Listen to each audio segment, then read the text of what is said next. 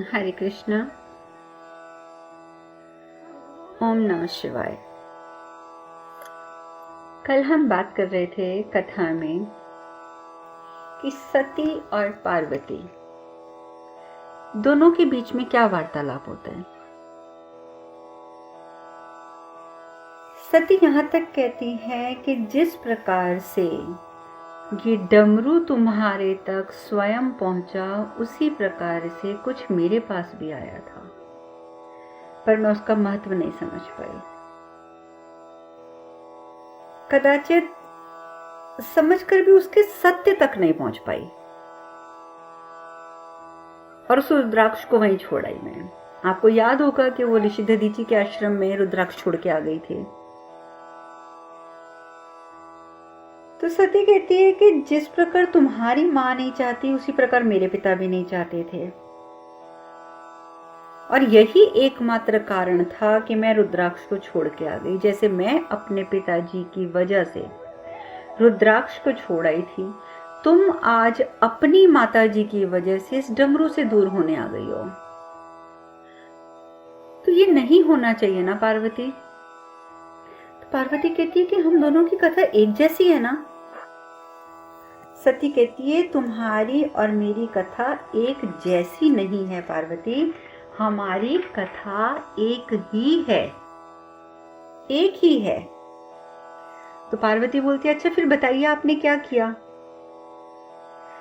सती कहती है कि मैंने एक एक करके उन सभी वस्तुओं को त्याग कर दिया जो महादेव की मुझे याद दिलाती थी। और ये कह के सती रोने लग जाती है। पार्वती उठकर उनके आंसू पोंछती हैं और कहती हैं कि मैं ये डमरू अपने पास ही रखूंगी, अपने पास रखूंगी। ये डमरू मैं किसी को नहीं दूंगी, आपको भी नहीं दूंगी। सती पार्वती को अपने हृदय से लगा लेती है। लक्ष्मी माता कहती हैं स्वामी आप मुस्कुरा रहे हैं। तो विष्णु भगवान कहती हैं देवी देखिए, पार्वती और सती के एक रूप में, एक ही आत्मा दो मानवीय रूपों में एक दूसरे के समक्ष खड़े हैं। थी तो सती भी आदि शक्ति है, तो पार्वती भी आदि शक्ति। एक ही आत्मा अलग अलग दो मानवीय रूपों में एक दूसरे के समक्ष खड़े हैं।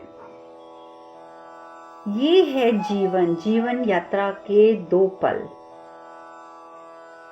अलग अलग दो पल। कौन से होते हैं दो पल? एक जहां एक जीवन का अंत होता है और दूसरे का आरंभ होता है। जीवन के दो महत्वपूर्ण पल। एक जीवन में इंसान जिस उद्देश्य को प्राप्त करने में असफल हो जाता है, तब आरंभ हुआ जीवन बीत चुके जीवन के आधार पर उसको अपना आधार बनाकर अपूर्ण उद्देश्य को पूर्ण रूपेण प्राप्त करता है। और इस जीवन से दूसरे जीवन तक की ये जो यात्रा, प्राणी की जो ये यात्रा होती है, ये आत्मिक यात्रा कहलाती है। आत्मिक यात्रा जिसमें इंसान एक उद्देश्य की पूर्ति हुए बिना जब इस शरीर का त्याग कर देता है और अगला शरीर धारण करके उसे उस उद्देश्य का ध्यान रहता है और वो उस उद्देश्य की प्राप्ति करने के लिए फिर चल पड़ता है, ये यात्रा जो होती है ये आत्मिक यात्रा कहलाती है। आज सती की यात्रा का अंत होगा और देवी पार्वती उस मार्ग पर आगे बढ़ेंगी जो उन्हें महादेव तक पहुंचाएगा, जो मार्ग उन्हें महादेव तक लेकर जाएगा। प्रेम और भक्ति की जो गाथा सती के जीवन में अधूरी रह गई थी, उसे अब पार्वती पूरा करेंगी।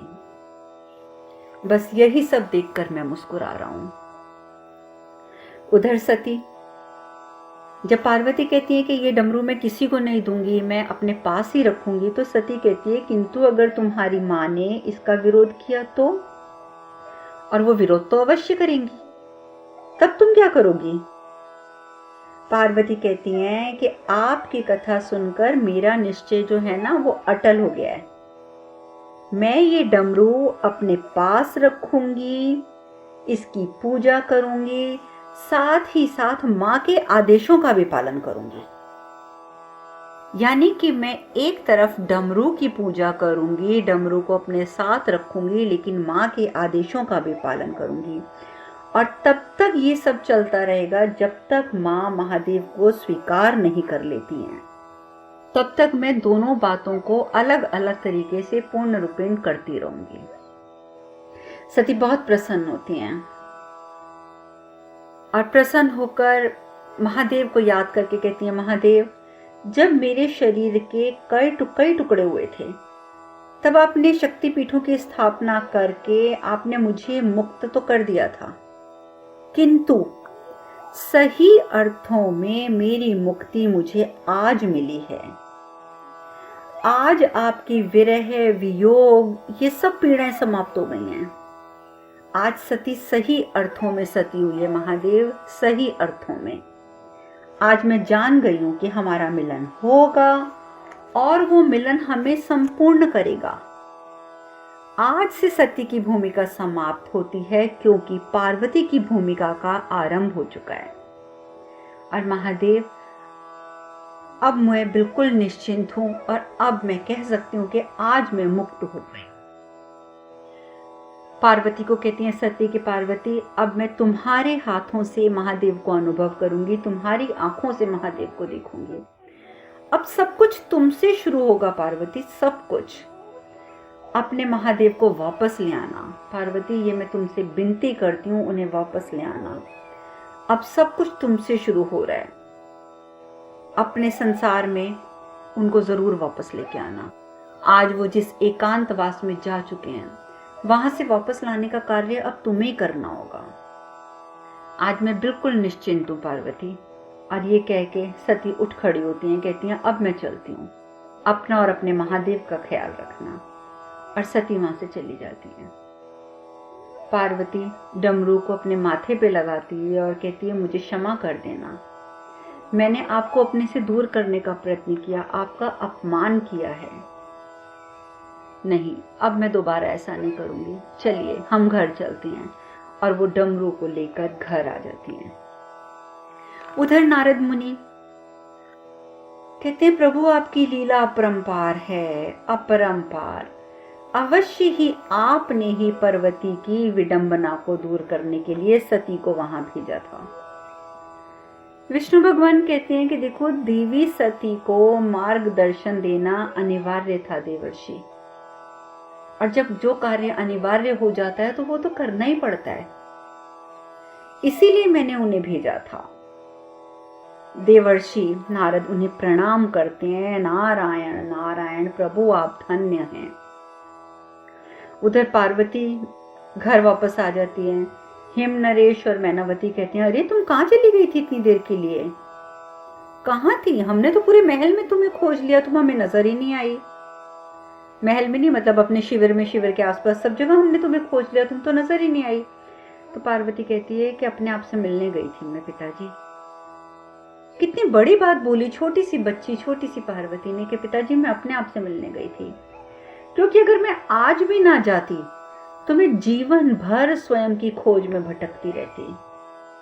पिताजी, आज हमारी सब उत्कंठाओं का, मन को कचोटने वाले प्रश्नों का, माँ की चिंताओं का, सबका अंत हुआ, सब में एक विराम लग गया है, सब में एक पूर्ण विराम हमें प्राप्त हो गया है। तो हिमावत कहते हैं, पुत्री ये सब तुम क्या कह रही हो? पार्वती कहती है कि समय आने पर हम आपको सब समझाएंगे पिताजी, परंतु इस समय हमें अपनी माता से बात करनी है। हम अपनी माता से बात करना चाहते हैं, अपनी प्यारी माँ से बात करना चाहते हैं। आओ माँ। और माँ का हाथ पकड़ के ले जाती हैं, उनको एक जगह बिठाती हैं। बिठा के बोलती हैं, पार्वती माता, बचपन से लेकर अब तक हमने आपको बहुत परेशान किया है। आपने जो भी कार्य करने से हमें रोका, हमने वही कार्य किया। आप हमें समझाती नहीं, लेकिन हमें कुछ नहीं समझ आया। आप हमें समझा के स्वयं थक गई, लेकिन हम कुछ नहीं समझ पाए। परंतु माँ, आज हम सब सच जान गए हैं, सब सच। इसलिए आज के बाद हम आपको कभी दुखी नहीं करेंगे। आज से हमारी माँ जो चाहेगी वही हम करेंगे। आपसे आज हम कहते हैं कि आज से आपकी खुशी हमारे लिए सर्वोपरि रहेगी माँ, सर्वोपरि। माँ इतनी खुश हो जाती हैं, इतनी खुश हो जाती हैं, हृदय से लगा लेती हैं, कहती हैं पार्वती बहुत बड़ी बड़ी बातें करने लग गई है तूने मुझे कभी दुख नहीं दिया पुत्री, कभी दुख नहीं दिया, तू तो मेरा जीवन है। फिर पिताजी भी बोलते हैं कि क्या हो गया पार्वती, आज तुम ऐसी बातें क्यों कर रही हो।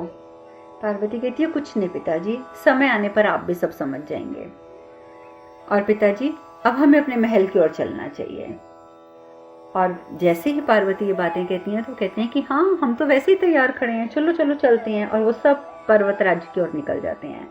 पर्वत राज्य में पहुंचते हैं, अपने क्षेत्र में पहुंचती हैं, पूरी प्रजा वहां एकत्र हुई है, जय जयकार होती जा रही है। पार्वती बहुत प्रसन्न होती है क्योंकि पार्वती ने तो ये सब कुछ पहली बार देखा। वहां पर राजगुरु महल के पास, महल के दरवाजे पर स्वागत करने के लिए खड़े हैं। राजगुरु को महारानी और महाराज दोनों प्रणाम करते हैं। साथ ही हिमावत नरेश कहते हैं पार्वती ये हमारे राजगुरु हैं, जाओ प्रणाम करके आशीर्वाद लो।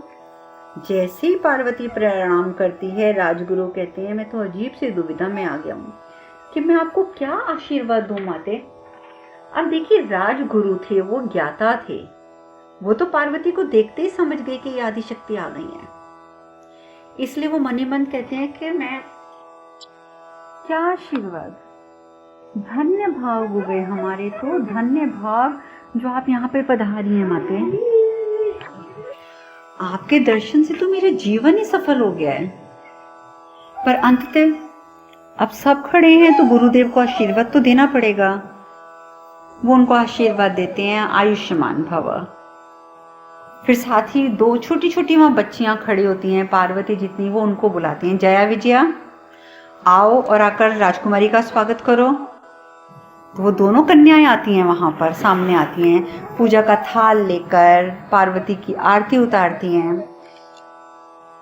गुरुदेव कहते हैं कि जीवन में हर व्यक्ति को एक सखा की आवश्यकता होती है और राजकुमारी को भी होगी। इसलिए तुम दोनों अब राजकुमारी के साथ रहोगी क्योंकि तुम दोनों सक्षम हो। तुम राजकुमारी का स्वागत करने के लिए भी सक्षम हो और तुम राजकुमारी की सखा बनने के लिए भी सक्षम हो। और इसीलिए मैं कहता हूं कि ये तुम्हारा अधिकार भी है और तुम्हारा कर्तव्य भी। जया विजया कहती हैं जो आज्ञा गुरुदेव। और पार्वती की वो आरती उतारती हैं और पार्वती भी बहुत प्रसन्न होती है कि आते ही उसको दो सखियां मिल गईं। पार्वती बहुत खुश है, उसको अपना महल बहुत अच्छा लगता है। वो महल में अपनी सखियों के साथ इधर से उधर भागती हैं। उधर भगवान विष्णु चिंतामग्न। नारद मुनि कहते हैं क्या हुआ प्रभु, हमेशा प्रसन्न रहने वाले प्रभु, आज आपके मुख पर की जो लालिमा है वो धूमिल क्यों लग रही है। आप तो सदा मुस्कुराते रहते हैं, आज आप चिंतित क्यों लग रहे हैं। भगवान विष्णु कहते हैं हमारी चिंता का कारण तो वो समस्या है, वो समस्या जो पार्वती और महादेव के बीच आज भी रुकावट बनकर खड़ी है। हमें मार्ग दिखाई नहीं दे रहा है जो महादेव के वैराग्य को और देवी पार्वती के प्रेम को एकाकार कर दे। अभी ये बात कहते हैं भगवान विष्णु के इंद्रदेव आ जाते हैं। इंद्रदेव आते ही बोलते हैं प्रभु मैं एक विशेष कार्य हेतु आपकी आज्ञा लेने आया हूं। तो विष्णु भगवान बोलते हैं कि कहिए कौन सी आज्ञा। तो इंद्रदेव बोलते हैं कि माता पार्वती महादेव के पास पहुंचने वाली हैं, इसलिए उनके मिलन का कार्य मैं चाहता हूं कि मैं रथी और कामदेव को सौंप दूं और इसी हेतु मैं आपसे आज्ञा लेने आया हूं। नारद मुनि कहते हैं ये क्या कह रहे हो इंद्रदेव, क्या कह रहे हो। सब कुछ जानते हुए भी आप कामदेव और रति को काल के मुंह में क्यों धकेलने जा रहे हो। लक्ष्मी माता कहती हैं आप ऐसा कैसे कर सकते हैं इंद्रदेव। महादेव इस समय वैराग्य की जिस स्थिति में हैं, इस समय उन्हें अगर प्रेम या श्रृंगार की बात आपने चलाने के बारे में सोचा भी तो घोर संकट को आमंत्रण देना होगा, घोर संकट को। और ये कोई बड़ी बात नहीं है कि इस संकट में कामदेव का ही विनाश हो जाए। नारद मुनि कहते हैं ऐसा अनर्थ मत कीजिए इंद्रदेव, ऐसा अनर्थ मत कीजिए। प्रभु इंद्रदेव को सत्यता से अवगत कराइए। अब नारद मुनि जब इस प्रकार बोलते हैं तो विष्णु भगवान बोलते हैं कि इंद्रदेव का निर्णय सही है, क्योंकि महादेव को अभी नहीं तो कुछ समय के अंदर अंदर समाधि से बाहर तो आना ही होगा, समाधि से जागृत होना पड़ेगा। तो लक्ष्मी माता कहती है स्वामी आप ये क्या कह रहे हैं, इस कार्य के द्वारा आने वाली स्थिति को जानने के पश्चात भी आपके मुख से ये बातें निकल रही हैं। विष्णु भगवान कहते हैं देवी कई बार विपत्तियां ही नए मार्गों का, नए विधानों का, नई व्यवस्थाओं की जनक बनकर आ जाती हैं। और ये तो परीक्षा का समय है, प्रेम, श्रृंगार और वैराग्य की परीक्षा। यदि वैराग्य जीतता है तो संसार में वैराग्य सर्वश्रेष्ठ होगा, और यदि प्रेम जीतता है तो प्रेम सर्वोपरि होगा। जाइए इंद्रदेव आप तैयारी कीजिए, आशा है कि जो भी होगा कल्याणकारी होगा। इस प्रकार से आने वाले समय के लिए तैयारी करने के लिए इंद्रदेव को इजाजत मिल जाती है भगवान विष्णु के द्वारा। उधर दूसरी ओर पार्वती अपनी सखियों के साथ महल में बहुत प्रसन्न है। सुनंदा जो उन लड़कियों की माता हैं वो और मैनावती आपस में बात करती हैं। मैनावती को कहती हैं सुनंदा के पार्वती को देखकर मुझे बहुत प्रसन्नता हुई है, बहुत अच्छी है हमारी राजकुमारी। मैनावती कहती है अच्छी तो है परंतु अभी सामाजिक नियमों से अनभिज्ञ है। इतने वर्ष आश्रम में रहने के कारण उसे राजमहल के व्यवहार और शिष्टाचार से कोई परिचय नहीं हो पाया, और अब हमारा उत्तरदायित्व बनता है कि उसे सांसारिक शिक्षा हम प्रदान करें। कौन सी शिक्षा? पाक कला से लेकर जीवन के रहस्य की हर छोटी बड़ी शिक्षा से हमें पार्वती को अवगत कराना है। सुनंदा कहती है परंतु महारानी एक राजकुमारी के लिए पाक कला की शिक्षा, ये तो उसके सेवक और दासियों का कार्य हुआ ना। आप लोग पाक कला समझते हैं ना, रसोई का काम, खाना बनाने की कला, उसको पाक कला कहा जाता है। तो सुनंदा कहती है ये तो दासियों का और सेवकों का काम हुआ ना, पार्वती को क्या जरूरत है पाक कला की शिक्षा लेने की। मैनावती कहती है नहीं सुनंदा, राजकुमारी होने के साथ साथ पार्वती एक कन्या भी है, कल वो एक स्त्री होगी, और हर स्त्री को गृहस्थ जीवन का बोध होना आवश्यक है, तभी वो अपना और अपने कुटुंब का भलीभांति पालन कर सकती है, ध्यान कर सकती है। और आज से ही शिक्षा की शुरुआत होगी, और शुरुआत करेंगे हम पाक कला से। इसलिए सुनंदा तुम रसोई में जाओ और सारी व्यवस्था देखो। तो हिमावत आ जाते हैं। हिमावत कहते हैं आप अभी से पार्वती को घर गृहस्थी के कार्यों में क्यों बांध रही हैं, बहुत छोटी है वो। मैनावती कहती है महाराज अमर बेल के पौधे और पुत्रियां कब बड़ी हो जाती हैं आभास भी नहीं होता। कल को विवाह होगा, हर कला में निपुणता आवश्यक है, ताकि जब वो नए परिवार में जाए तो उससे गलती से भी कोई भूल चूक ना हो जाए। और वैसे भी पार्वती मेरी पुत्री है, आप उसकी शिक्षा दीक्षा का कार्यभार आप मुझे सौंप दीजिए, आप निश्चिंत हो जाइए। राजा हिमावत कहते हैं मैं निश्चिंत हूँ मैनावती, बिल्कुल निश्चिंत हूँ, क्योंकि तुम खुद एक इतनी अच्छी गृहिणी हो और पार्वती तुम्हारी पुत्री है, और मैं जानता हूँ कि तुम पार्वती को जो भी शिक्षा दीक्षा दोगी वो उसके भले के लिए होगी, उसके लिए अच्छी होगी, तो मुझे तो वैसे कोई चिंता नहीं है। और उधर पार्वती जो है वो अपनी सहेलियों के साथ अपने महल में घूम रही है। अभी तक उसका ध्यान जो है पूरा महल देखने में है। देखते देखते वो लोग एक ऐसे कक्ष में पहुंच जाती हैं जिसकी खिड़कियों से हिमालय पर्वत की वो श्रृंखलाएं दिखती हैं जो सबसे ऊंची हैं, और उन सबसे ऊंची श्रृंखलाओं में कैलाश पर्वत भी है, अमरनाथ की गुफा भी है। जया विजया बताती हैं देखो पार्वती, वो सामने जो सबसे ऊंची श्रृंखला है ना वो कैलाश पर्वत है, और उत्तर दिशा में जो तुम्हें नजर आ रही है ना वहां पे अमरनाथ की अद्भुत गुफा है, और मैं एक बात बताऊं पार्वती, हमने तो यहाँ तक सुना है कि हम हिमालय की कंदराओं में सिर्फ ऋषि मुनि नहीं रहते बल्कि देवता भी निवास करते हैं। इसलिए हिमालय पर्वत जो है वो बहुत ही पवित्र जगह माना जाता है।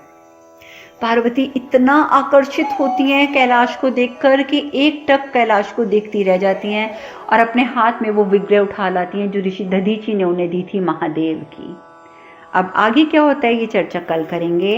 हरे कृष्ण कृष्ण कृष्ण हरे हरे, हरे राम राम राम हरे हरे।